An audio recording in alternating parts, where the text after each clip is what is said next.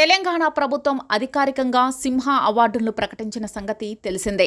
Andhra Pradesh, Telangana divide తర్వాత ప్రభుత్వం ఇవ్వాల్సిన అధికారిక పురస్కారాల్ని ఎవరూ పట్టించుకోలేదు.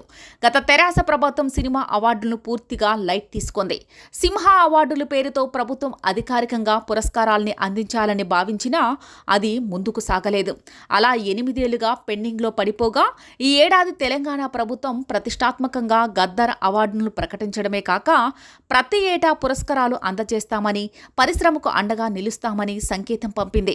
ఆ మేరకు 2015 నుంచి 2023 వరకు ప్రతి ఏటా ఉత్తమమైన 3 చిత్రాలను ఎంపిక చేయడం ఆసక్తిని కలిగించింది. ఉత్తమ చిత్రం కెరియర్లో ప్రథమ, ద్వితీయ, తృతీయ పురస్కారాల్ని ప్రకటించారు. ఈసారి ప్రకటించిన పురస్కారాల్లో నటసింహ నందమూరి బాలకృష్ణకు ఎన్టీఆర్ జాతీయ అవార్డును ప్రకటించడమే కాక ఆయన నటించిన 2 సినిమాలకు ఫ్యాన్స్ ని ఎగ్జైట్ చేసేలా ప్రతిష్టాత్మక పురస్కారాలను తెలంగాణ ప్రభుత్వం అందజేసింది. గద్దర్ అవార్డుల్లో 2021 సంవత్సరానికి గాను అఖండాకు 2వ ఉత్తమ సినిమాగా పురస్కారం దక్కగా 2023లో 3వ ఉత్తమ చిత్రంగా ఎన్బీకే భగవంత్ కేసరి పురస్కారాన్ని దక్కించుకున్నాయి.